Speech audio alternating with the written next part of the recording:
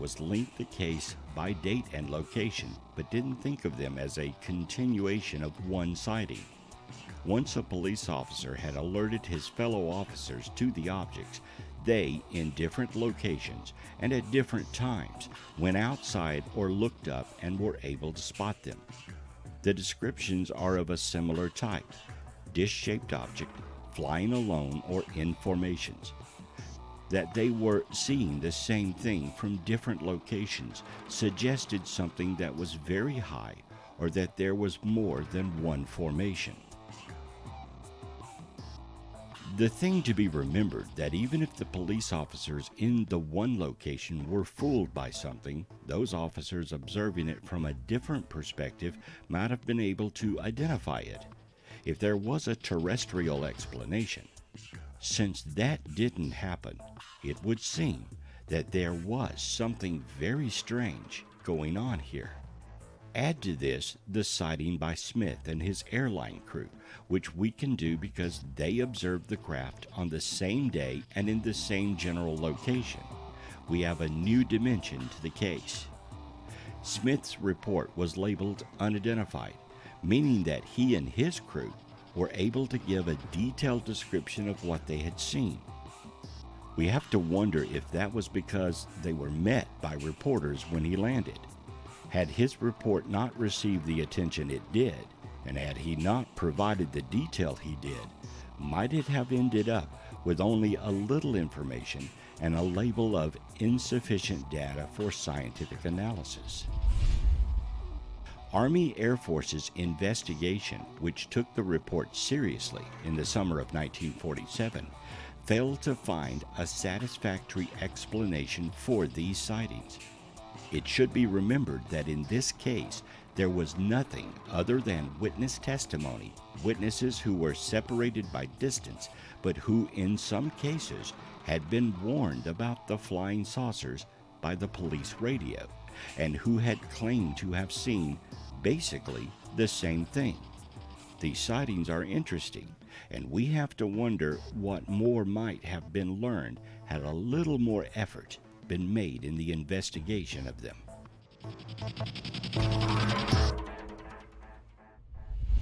Although it has been said there is a single case in the Blue Book files in which alien creatures were reported that wasn't labeled as some sort of psychological program, there are several good cases hidden in there.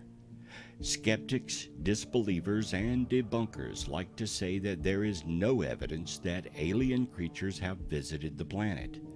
They ignore, reject, or are unaware that the Blue Book files do contain examples of physical evidence that has been recovered. The best of those cases came from Socorro, New Mexico on April 24, 1964. Lonnie Zamora, then a police officer in Socorro, saw a landed object and two small humanoids standing near it. According to Project Blue Book, Zamora was chasing a speeder when he heard a loud roar and saw a flash of light in the southwestern sky. Fearing that a dynamite shed on the edge of town might have exploded, Zamora broke off the chase and headed in that direction. Captain Hector Quintanilla added more detail to the story as it was told by Zamora during the official investigation. Quintanilla later wrote, "It was off the road to the left in the arroyo, and at first glance it looked like a car turned over, but when he drove closer it appeared to be aluminum clay, not chrome, and oval-shaped like a football. Zamora drove about 50 feet along the hill crest, radioing back to the sheriff's office. 1044, meaning accident. I'll be 10-6, meaning busy out of the car. Checking a wreck down in the arroyo," Zamora said. From this point, seated in the car, he could not see the object over the edge of the hill. As he stopped the car, he was still talking on the radio, and while he was getting out, he dropped his mic. He picked it up and put it back and started down towards the object. Zamora then said, "As soon as I saw flames and heard roar, ran away from object, but did turn head towards object. Object was in shape. It was smooth, no windows or doors. As roar started, it was still on the ground. Quentin Ellis said, "I was determined to solve the case, and come hell or high water, I was going to find the vehicle or the stimulus. I decided that it was imperative for me to talk to the base commander at Holloman Air Force Base. I wanted to interview the base commander at length about special activities from his base. I needed help to pull this off, so I called Lieutenant Colonel Maston Jacks at SAFOI. I told him what I wanted to do, and he asks, 'Do you think it will do any good?' I replied, 'God damn it, Maston, if there is an answer to this case, it has to be in some hangar at Holloman.' He went to work with his position at the Pentagon, and the approval for his visit came through. Colonel Gehrman was the base commander during his visit. He was most cooperative and told me that I could go anywhere and visit any activity which interested me. I went from one end of the base to the other. I spent 4 days talking to everybody I could and spent almost a whole day with the downrange controllers at the White Sands Missile Range. I left Holloman dejected and convinced that the answer to Zamora's experience did not originate and terminate at this base." On my way back to Wright-Patterson, I hit upon an idea. Why not a lunar landing vehicle? I knew that some research had been done at Wright-Patterson, so as soon as I got back, I asked for some briefings. The briefings were extremely informative, but the lunar landers were not operational in April of 1964. I got the names of the companies that were doing research in this field, and I started writing letters. The companies were most cooperative, but their answers were all negative. I labeled the case unidentified, and the UFO buffs and hobby clubs had themselves a field day. According to them, there was proof that our beloved planet had been visited by an extraterrestrial vehicle.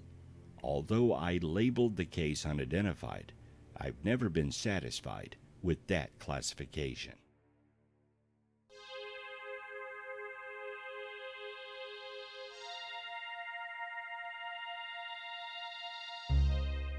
It has been claimed that the only case involving occupants, creatures associated with a landed UFO that was labeled as unidentified, was that from Socorro, New Mexico. Although somewhat hidden in the Project Blue Book files, there is another that took place almost 2 years later.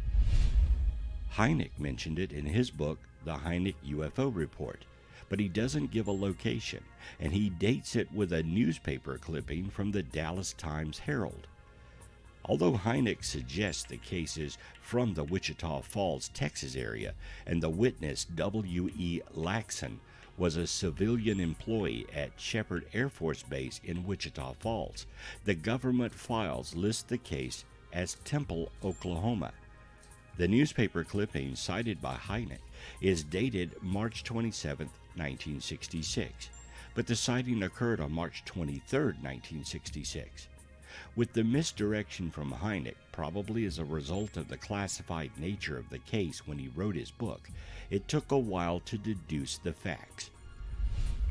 Hynek, using the newspaper account, said there was nothing in it that varied from what was in the government file. That file said, Observer W.E. Eddie Laxon was driving his car along the highway at approximately 5:05 a.m. on the 23rd of March 1966 when he noticed an object parked on the road in front of him. He stopped the car and got out so to get a better view of the object. The object was so parked that it blocked out a portion of the road curb sign. There were no sharp edges noted by the observer. The object had the appearance of a conventional aircraft, a C-124, without wings or motors. There was a plexiglass bubble on top, similar to a B-26 canopy. As the observer approached, he noticed a man wearing a baseball cap enter the object by steps from the bottom. After the man entered the object, it began to rise from the pavement and headed on a southeasterly direction at approximately 720 miles per hour. The object had forward and aft lights that were very bright. As the object rose from the ground, a high-speed drill type of sound was heard, plus a sound like that of a welding rod when an arc is struck. The object was 75 feet long, about 8 feet from the top to the bottom, and about 12 feet wide. There were some type of supports on the bottom of the object. After the object disappeared, the witness got back into his car and drove approximately 15 miles down the highway. At this time, the original witness stopped and talked with another individual who had also stopped along the roadway to watch some lights over Red River, which is approximately 5 or 6 miles to the southeast. Various organizations were contacted around the Temple, Oklahoma area for a possible experimental or conventional aircraft. The observer stated that he thought the object was some type of Army or Air Force research aircraft. All attempts at such an explanation proved fruitless, since there were no aircraft in the area at the time of the sightings.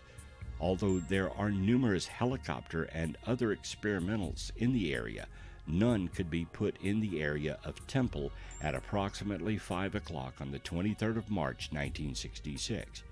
Because of this factor, the case is listed as unidentified by the Air Force. The second witness, who was not interviewed by the Air Force and who, according to the government file, did not fill out their long and involved form, was C.W. Anderson. Anderson confirmed for the newspaper that he had seen the craft as well. He told the reporter, "I know that people will say that Laxon is darn crazy, but that's what I saw." Anderson said that he thought the object had been following him down the road. He had watched it in his rearview mirror for several miles. The problem for the Air Force was that Anderson did not complete their form. He didn't see the pilot or crewman either. The drawing of the object made by Laxon resembled that which Lonnie Zamora had made of the craft he had saw, which means it was sort of egg-shaped. It was certainly longer and was lying on its side. Like Zamora, Zaxxon said that he saw symbols on the object, but unlike Zamora, he recognized them. He told the report that on the side I made out TLA, with the last two figures 38. In what might be described as a fit of honesty, the Air Force admitted they had no solution for the case. The description of the alien was more human than humanoid, and he seemed to be dressed in conventional clothing, right to the mechanic's hat. Investigations revealed a second witness, and that might have influenced the Air Force, especially since the men had never met prior to the sighting. In the end, they labeled the case as unidentified.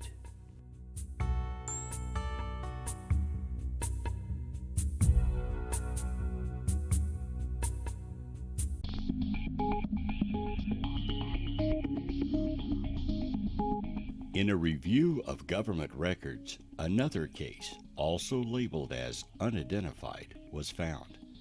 This one took place in Pittsburg, Kansas. The case is a single witness and has gone nearly unreported for more than 60 years. William Squires was on his way to work along Highway 160 about 8 miles from Pittsburgh when he sighted an unknown object hovering over a field. It was about 27 feet in length and about 12 feet high. Squires thought it had the appearance of an airfoil. He said that he saw small propellers around the perimeter. They were about a foot in diameter. There were also a number of windows in the craft, and through one of them Squires could see a man who seemed to be controlling the object. He was facing forward to the edge of the object. The windows were described as blue, becoming darker as time passed. This seems to be the type of sighting the Air Force would dismiss as psychological, which would be a nice way of saying that it was a hoax and there was something wrong with the witness. However, there was some physical evidence left behind, according to the government file. The object reported as hovering over an open field used for cattle grazing. General area under the exact location was pressed down and formed a round 60-foot diameter impression with the grass in a recognizable concentric pattern. Loose grass lay on top of the impression as if drawn in by suction when the object ascended vertically at a high speed. Vegetation and grass approximately 3 to 4 inches high. Area was extremely dry at present. Grass showed where squires had walked into a fence and stopped. L.V. Baxter and D. Widner, local employees of 𝐶𝑜𝑚𝑦, went to the place of the sighting 11:35 CST with squires and confirmed his path to the fence and the 60-foot diameter impression in the tall grass. Robert E. Greens visited the site at 1600 on the 25th of August of 1952, with source and reports that the vegetation was laid down in concentric circles, but with the impression less distinct than reported by Widener and Baxter. Green obtained grass and soil samples of the immediate area where the impression was made, and also gathered control samples 200 yards removed from the site. He is sending some to the Air Technical Intelligence Center, Airmail Special Delivery. What is strange about this case is the fact that there seemed to be little interest in the pilot of the craft. Although there is another point where he was discussed, there's no real addition to the information. Clearly, based on these descriptions, that alien was human, or human enough to be indistinguishable from a human. Squires did suggest that the occupant seemed to be frenzied in his activities inside the craft. Although this case is essentially single witness, there was the physical evidence left by the craft. Others, Baxter, Widener, and Green, did see the impressions in the ground left by the craft. Eventually, this sort of evidence would become known as a saucer next, meaning simply that the crushed vegetation left by a UFO on the ground had somewhat similar features to other parts of the country and other parts of the world. The ultimate description would be of a crop circle. Here, rather than an elaborate design, it was a simple circle of crushed or flattened grass. The soil samples taken by Green were analyzed by the Air Force. In a short report of a single paragraph, the technician said they had found no radiation, burning, or stress of any kind. In other words, there was nothing to the sample to distinguish those taken from the landing area or from those taken 200 yards away. There is one final aspect to the case that is mildly interesting. In a couple of the letters from the government files, there is a notation that reminds all of paragraph 7, which is a paragraph in the regulations that requires unidentified cases be classified. Those who have information about the case are not allowed to discuss it with those who do not have the proper clearances. J. Allen Hynek, writing in the Hynek UFO Report, provides a glimpse into the thinking at Blue Book at the time of this sighting. He wrote, "My skepticism was so great at that time that I was quite willing to dismiss it as a hallucination." Even with that admitted bias against the case, which never received wide exposure, is another which the witness said that he had seen the pilot of an unidentified craft and that was left as unidentified by the Air Force. In their zeal to label cases, this seems to be another that they missed. They could have easily labeled it as psychological, if not for the darned landing traces.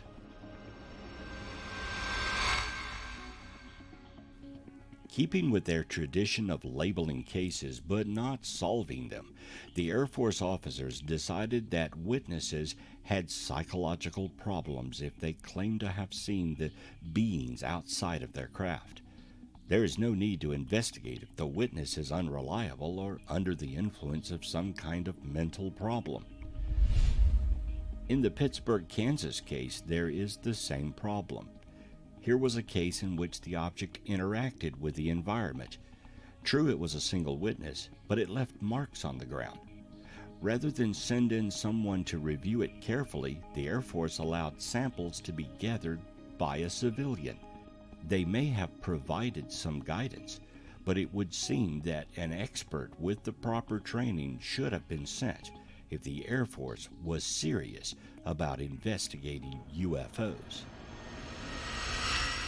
There is another aspect to this case, and that is that a military officer did gather some of the data. Green was apparently a second lieutenant in the Army Reserve.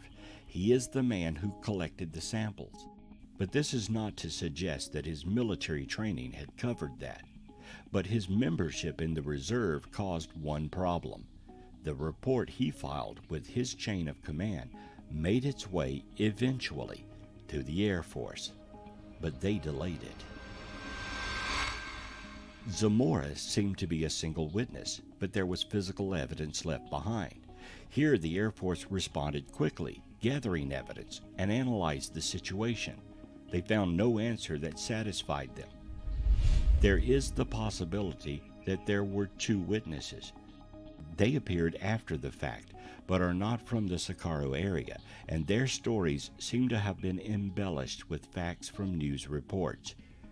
In fact, in all the cases, there was some physical evidence to be examined.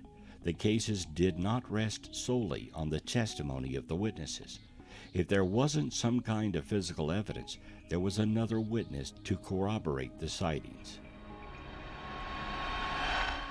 The Cisco Grove occupant report is just one more example of an opportunity that was missed, or rather, one that seems to have been missed. There was some corroborative testimony from the other hunters. There was the damage to the arrows, and then there was the report that the area had been cleaned. What we don't know is who had been out in the forest cleaning the areas in which the witness claimed to have seen the alien beings. Just who could have done that? There is evidence that not all sightings made it to Project Blue Book, even though the regulations seem to require that. Dr. J. Allen Hynek, who was a scientific consultant to Project Blue Book for many years, often said that the really good cases didn't make it into the Blue Book files. He suspected another reporting system, but he couldn't prove that there was one.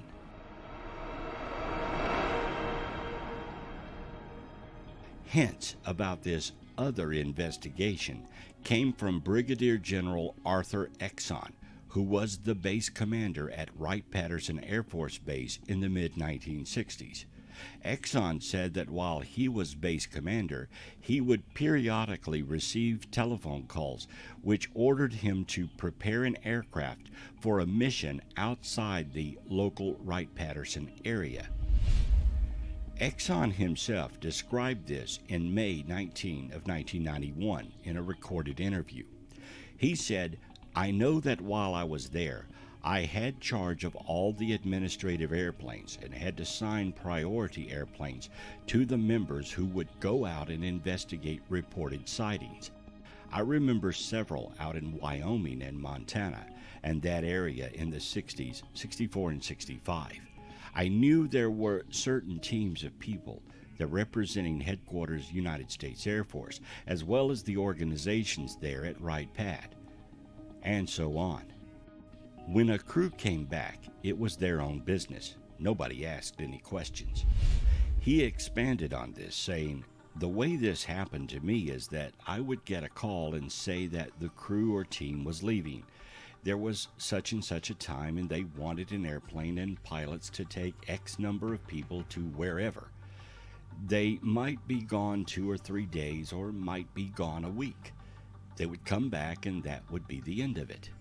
Asked about the overall control of the teams, Exon said, "I always thought they were part of that unholy crew in Washington that started keeping the lid on this thing." Everything said to this point suggests that the operation was run from FTD. the parent organization to Blue Book at Wright-Patterson. But in an interview conducted about a month later on June the 18th of 1991, Exxon clarified what he had meant. Asked if these teams of 8 to 15 people were stationed at Wright-Patterson, he said they were. They would come from Washington, D.C. They had asked for an airplane tomorrow morning, and that would give the guys a chance to get there, Wright-Patterson, by commercial airline. Sometimes they'd be gone for 3 days, and sometimes they'd be gone for a week. I know they went to Montana and Wyoming and the Northwest states a number of times in a year and a half. They went to Arizona once or twice. He also said our contact was a man, a telephone number. He'd call, he'd set the airplane up. I just knew there was an investigative team. What all this boils down to is an attempt to cover the activity. The team, whoever they were, would fly into Dayton, Ohio on commercial air and then drive out to the base. If a reporter attempted to trace the movements of the team after it had been deployed, the trail led back to Wright-Patterson. After that, it just disappeared. This team, or those teams, was made up of 8 to 15 individuals at a time when Project Blue Book was composed of 2 Air Force officers, an NCO, and a secretary. They were stationed at Wright-Patterson, but these other teams were assigned somewhere else, and there is no reason to assume that all members of a team were assigned to the same base. They would come together as needed.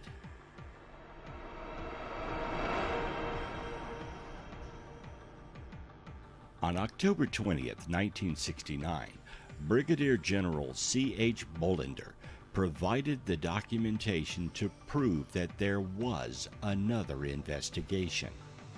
In paragraph 4 of his memo, Bolender wrote, "As early as 1953, the Robertson panel concluded that the evidence presented on unidentified flying objects shows no indication that these phenomena constitute a direct physical threat to national security. In spite of this finding, the Air Force continued to maintain a special reporting system.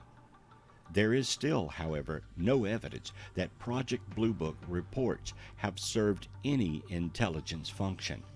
Moreover, reports of unidentified flying objects which could affect national security are made in accordance with JANAP 146, the Joint Army-Navy Air Force publication, or Air Force Manual 5511, and are not part of the Blue Book system.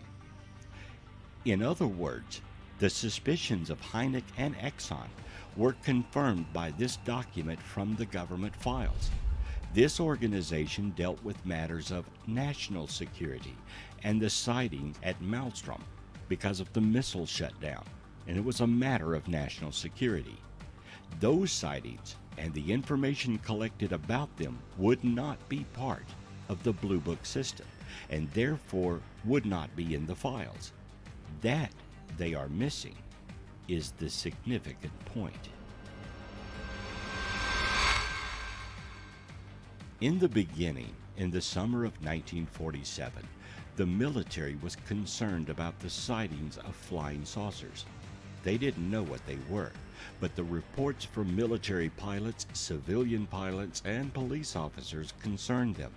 They believed the reports to be accurate and thought they represented an advancement in technology by our competitors in the world. Alien visitation, though discussed, was not the top explanation. When the official investigation, known officially as Project Sign, the officers assigned were motivated to find an explanation. In July 1948, they produced a document known as the Estimate of the Situation.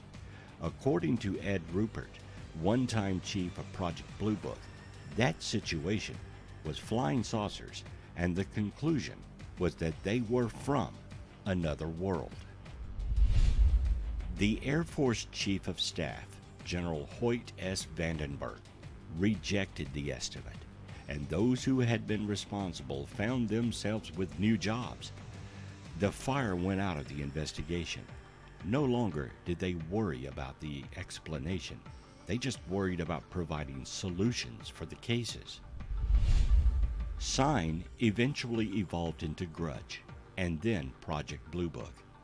For a brief period, Blue Book was more interested in the truth than in explaining cases regardless of the facts. An explanation of the Blue Book files, a reinvestigation of many of the cases, reveals the flaws in them. There are radar cases, physical evidence cases, photographic cases, landing cases, and reports of humanoid creatures that have no solid terrestrial explanations. The truth is that for most of its existence, Blue Book was a public relations operation designed to convince people that there were no flying saucers, no alien visitation, and finally, no reason for continued research. Blue Book ended in 1969 after the University of Colorado accepted more than $500,000 to investigate UFOs. There were 3 caveats. They must say something positive about the Air Force investigation.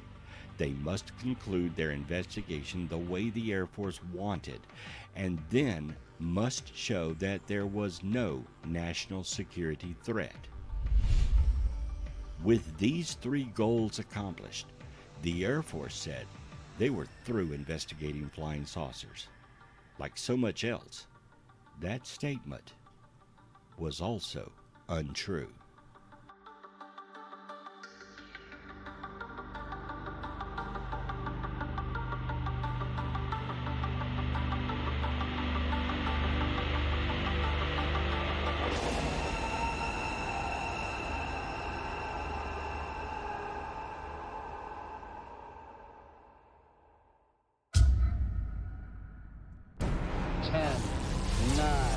Ignition sequence start. 6, 5, 4,